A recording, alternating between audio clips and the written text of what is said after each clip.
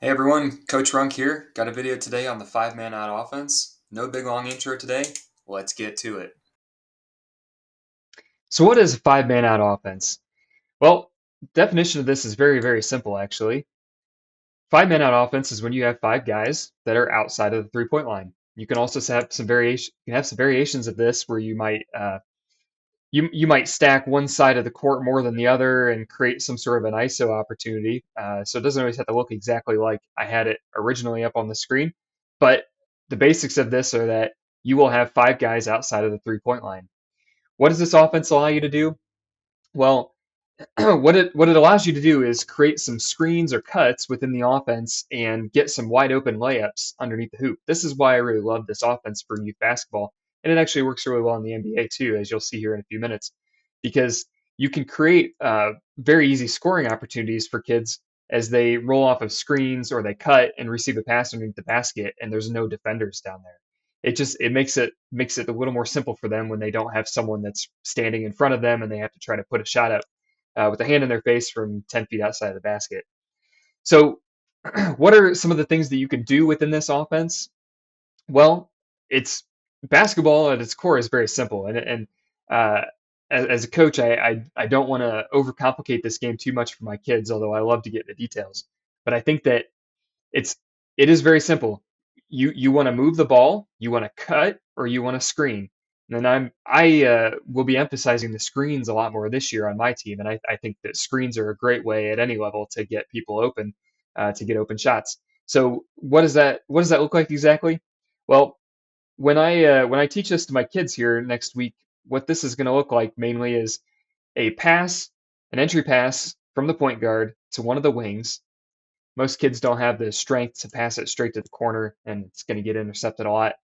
So pass to either one of the wings, and then the one here is then going to screen either to the ball, to where the ball is, or they might screen over here to the opposite side and try to free up one of their teammates.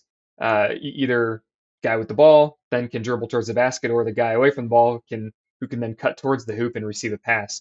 And this offense, because it's a motion offense, allows you to keep doing this over and over and over again without having to reset the play and start over again. So once the ball's gone to two, maybe three's not open, so three cuts to the hoop like this, and he doesn't get the pass.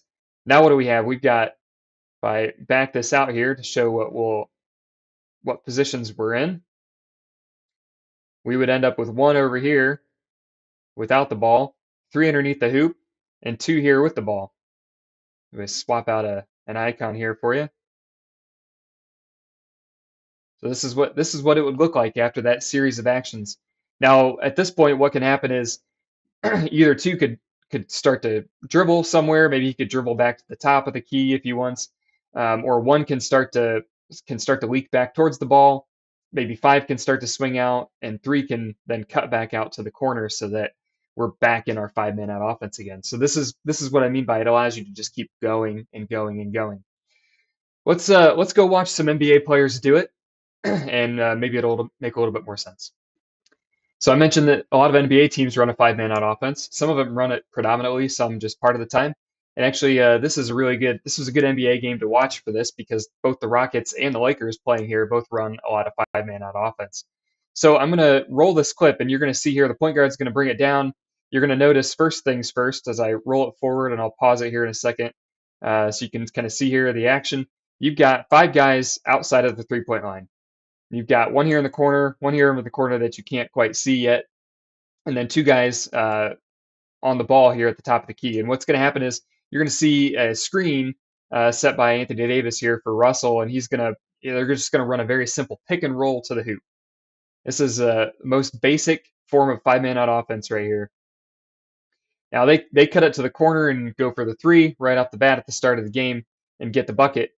There's a lot of options within this. Now, see, as we watch again, you'll notice that had this pick and roll been open, he could have kicked it to Anthony Davis here for a layup. Maybe he might have been open for the layup if the screen had been good enough to keep him free for that. But as what happens here is this help defender comes down, crashes to help, and it leaves the corner wide open for this three. So see a lot of different options for this five-man out offense. Let's go to the next clip. Next play here, I find this really interesting because the Lakers run the same exact play on this very next play down the court. And it actually works out much differently this time. You're gonna see the same action here that get the handoff and then pick and roll action. This time, the corner defender here does not crash and help, leaving Anthony Davis a little bit more open for that layup opportunity. Watch it again, pick and roll.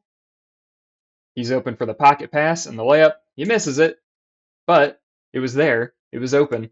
Again, another great example of the five-man out offense. All right, this time we're going to get a pick and roll action and a keeper for the layup by LeBron. And as I roll it forward, I want you to see something here specifically. Number one, first of all, there was a screen by Anthony Davis here on Russell. He curls around, the pass isn't there. LeBron feels like that helped defenders in great position, and he doesn't want to make that pass. Smart decision. So the next action that they have on this play is for Anthony Davis to come up here, receive the pass, and do a handoff here to LeBron to set up to set up his layup opportunity. Now, the thing that I really want to call attention to on this is we're in the five-man on offense, and my players that played last year are probably thinking, this doesn't look anything like my five-man on offense. Well, it's the NBA. They do a lot more ISOs in the NBA, and what's happened here is they've created an isolation opportunity for LeBron here, where he's on the wing, this half of the court, nearly by himself, and the other three players are kind of out of the play over here, watching and waiting, maybe an opportunity for a kick out if possible, if LeBron doesn't get to the hoop. Well, what happens here? LeBron is able to go straight to the hoop, get the layup because he's LeBron, he's huge, he can do those kind of things.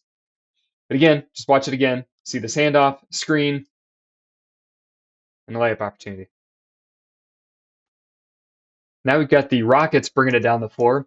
And the thing that I would really like to highlight for everybody that's watching this is some of just the creative things that you can do when you're in this offense.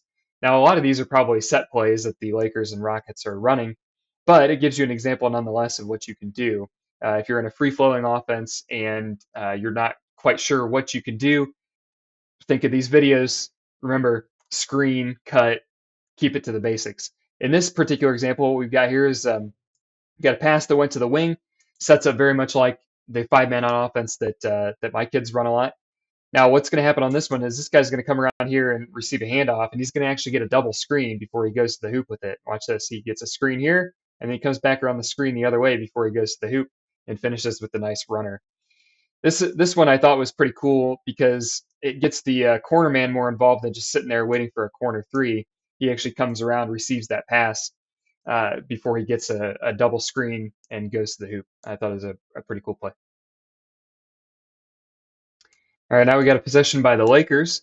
This one's a pretty cool play too. We've got kind of a fake handoff and then a backdoor cut when the defender gets caught napping a little bit. He gets caught a little bit out of position. So let's roll it forward. You can see here. Let me actually play this in slow motion so you can really get the benefit of what just happened here. Number 12 is going to make this just really small movement, like he's coming around to take a handoff. And when he does this, this defender here freezes for just a split second. Number 12 cuts back door and receives the pass. Let's watch it in slow mo here. See, he takes a step and then he jabs and he's backdoor before you know it. He didn't quite have enough room to get the layup in, but it creates a series of passes here for a wide open jump shot, which number 10 nails because he's an NBA player. If you're a youth player watching this, the thing that I want you to take away from this is this creativity here where he fakes the handoff and then cuts back door. This kind of stuff works at the youth level too. Fake that handoff, cut back door, or even just cut back door if your defender is caught napping. Lots of different creative things you can do. This last one that I'm showing, trying not to keep the video too long. This last one I'm showing here, again, Lakers. This is more of an isolation opportunity for the Lakers here. They're gonna pass it over here to Anthony Davis, who, as you can see, is isolated on this side of the court. All four of the other Lakers here are on this side. They're trying to create an opportunity for him to take this guy on one-on-one. Now, that's maybe not real applicable for youth players, but what I wanted you to see, besides the hilarity of this play, is Anthony Davis slips to the ground, and then a minute later, 22 slips to the ground. Is there's I might have missed it. We're gonna have to roll it back. There's a failed cut, and you can see when think it's Russell here. No, number 10. Number 10 is going to make a cut here to the basket. He's going to make a cut. He thinks, I might have an opportunity for the layup. It's nothing. It's not there. Okay. He actually did a great thing here. He didn't step back in front of the play once he did that. He made this cut towards the basket, realized there's nothing there for him, and he didn't want to crowd the ball handler and take away his ability to score by bringing his defender to him. Instead, what he did after he made this cut is he rolled back out here to the corner. And you see number 1, Russell here. He slides over to his left to create space for number 10 as he comes back around to the corner. See, he sees him coming and he slides back over, just walks over, real casual.